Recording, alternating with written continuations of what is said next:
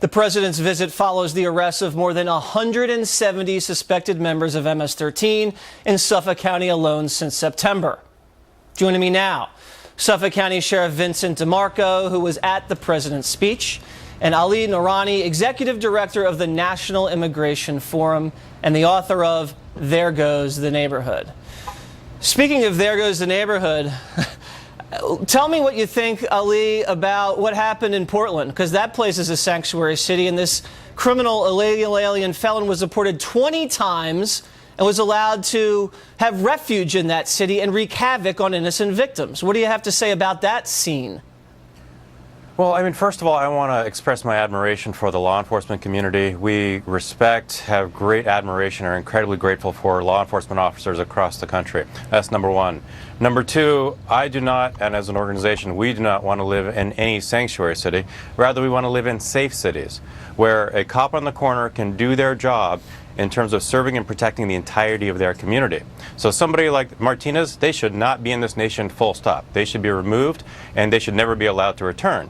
The challenge is that how do we make sure that the rest of the immigrant community is reporting crimes as they occur? Well, no, that's actually not the challenge. The challenge is preventing a guy who's deported 20 times from coming back. You build the wall, and then when he does come back and he gets popped for a misdemeanor and a felony, you lock him up. And you make sure that if he does get deported, he can't keep sneaking back in. But they don't allow that because these authorities won't even call ICE because they're prohibited from doing that. Sheriff, let me talk to you for a second.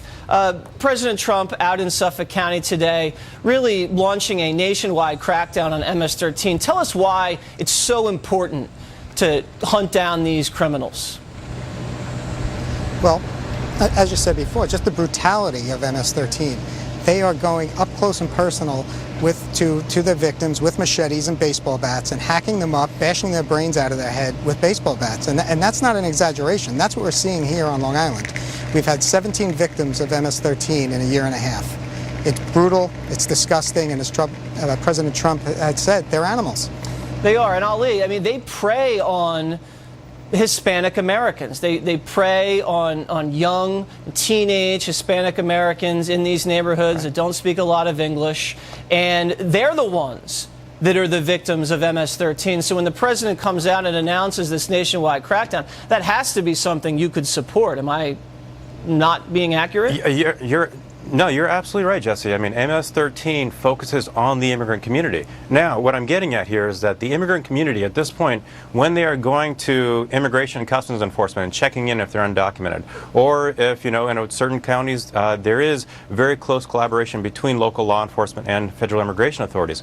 So when that undocumented immigrant picks up the phone and says, my neighbor is an MS-13 gang member and has committed a terrible crime, I want you to take them away, law enforcement is turning around and asking them for immigration status and saying, okay, we'll go get that guy, but we're going to take you along with it. Is that true, Sheriff? It casts a shadow of fear. Sheriff, let me ask you, is that true? If you're an illegal alien and you call the police to snitch on an MS-13 gang member, do they deport you for snitching? No, that's a false narrative that's been going on here in the United States for years. Law enforcement, especially here in Suffolk County, does not do that to victims of crime. And we get a lot of cooperation from the immigrant community. They report crimes all the time against themselves and neighbors. And we are not a sanctuary city. We have ICE officers that work in our correctional facilities, and we communicate and share intelligence with ICE. It's something we should be doing. All right. Well, listen, I think it's we got to go, Ali. We got to go. But I think it's clear that both of you guys want a safe community. It's just different opinions on how you want to enact that safety. Thank you guys very much.